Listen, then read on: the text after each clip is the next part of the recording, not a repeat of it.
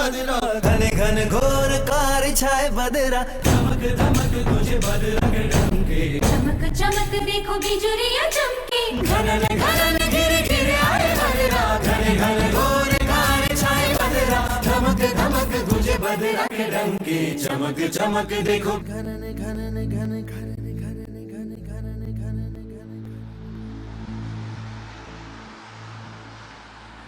Hi, Rebecca. Welcome to the Spice House. I'm glad to have you here today. I've been with the Spice House for about 15 years. We always got to do the challenge, the aroma challenge at the Thrive event, which was really great because I got to really interact with everybody and I really enjoyed that a lot. So lots of really neat things to talk about when it comes to spices, so many varieties. So I'm looking forward to having some conversations with you today on it. Thank you so much. Thanks for having me.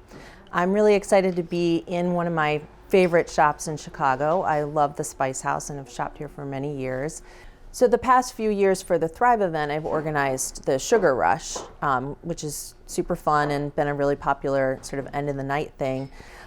So I taught cooking classes for 15 years, but now my focus really is on food tours, and I'm in 3 different neighborhoods, and they're all known for their immigrant communities. One of them is Chinatown, the Argyle neighborhood, which is Vietnamese, and then the Devon Avenue neighborhood, which is Indian Pakistani. One thing that I've found on my Devon tour is, they have great spices there in the markets, but the quantities tend to be really huge bags.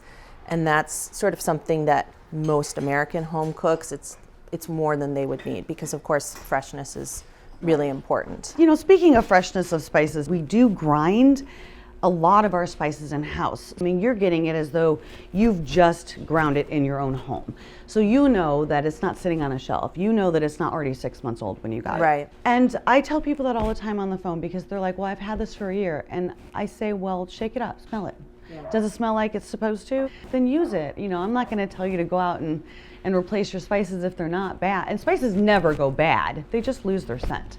All spices are different. Some spices, after 6 months, you'll need to replace them. Some will last a year and a half. Whole spices will last 3 years. Nutmeg will last a lifetime. So if it's whole.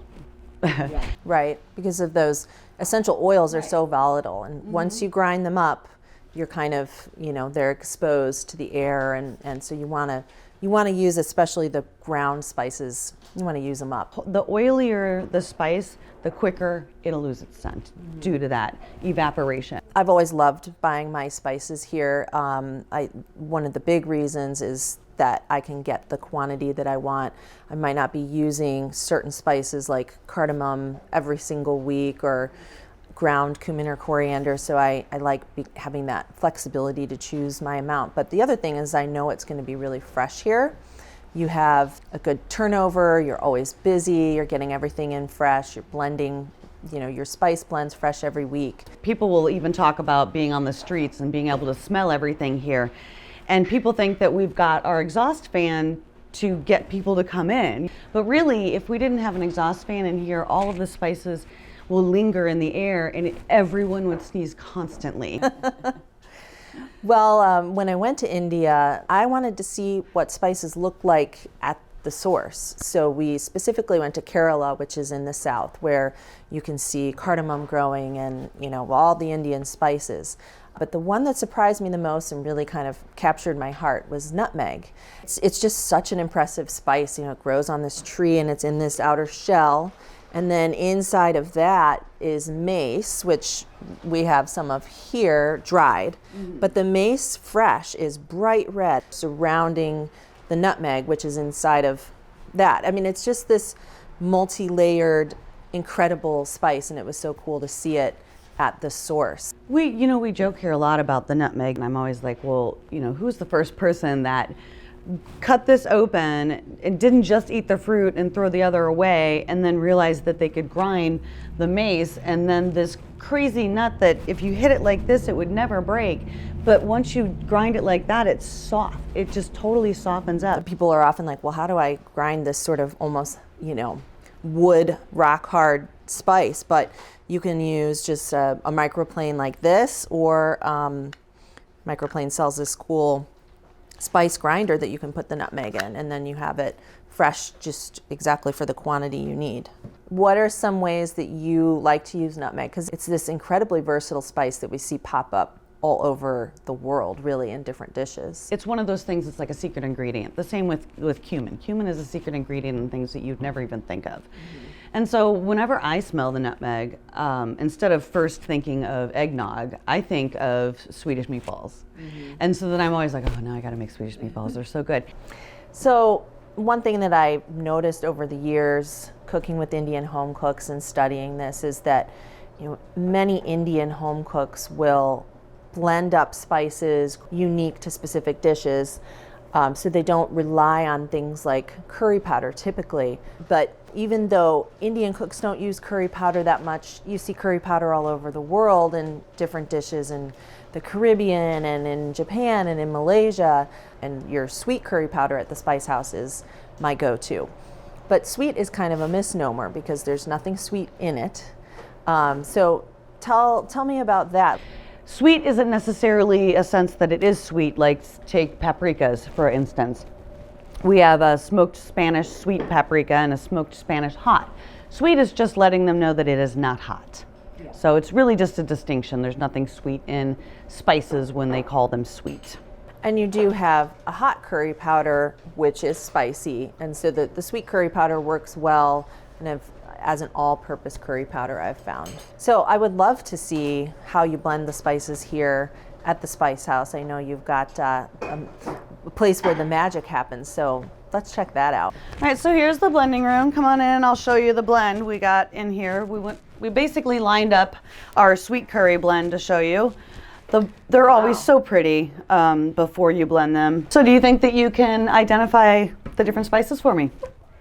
All right, well, we'll start with the easy one, turmeric. Cardamom. Yep.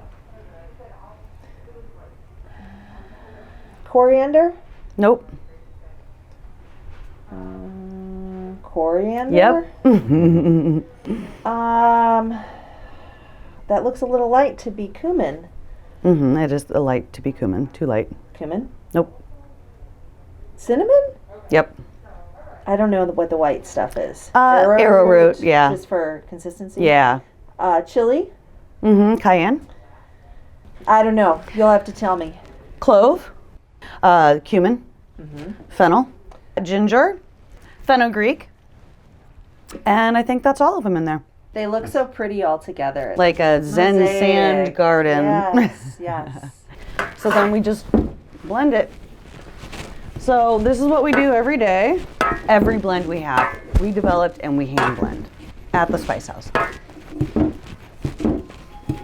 So I've really noticed during this pandemic that there's this huge resurgence in home cooking. We did notice that people were really, they took advantage of this time of being home and found a passion in it. And we would get phone calls and people would be asking, different things like, how do I do this and how do I do that? I'm grateful that people got to get back into cooking. And it's just a really neat way to almost be able to go on a mini journey, pick a new cuisine to your family. It's almost a little tiny bit like going on an airplane. And that's what I love about Indian spices. I just feel like it involves your senses. The house smells so good, and you get to maybe dive into a special project like a special curry. So anyone that's new to Indian cooking or loves Indian flavors but doesn't necessarily want to keep 12 spices around, I love this book called 5 Spices, 50 Dishes. The author is Ruta Kahate. Any list of 5 spices is going to be highly subjective,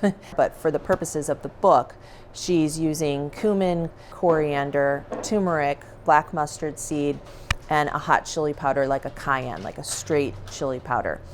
And with those 5 spices, you can do so many dishes. It's really amazing. But it's been so fun to talk to you today about spices and kind of take this little mini journey to India. Thank you for having me in here to do this. Well, thank you, and I'm so grateful you got to come here and spend time at the Spice House as much as we would rather have been able to be in person at the Thrive event. It's nice that you got to come. We're really grateful for the Spice House and everything that they've done for Connections for the Homeless over the years. So thank you.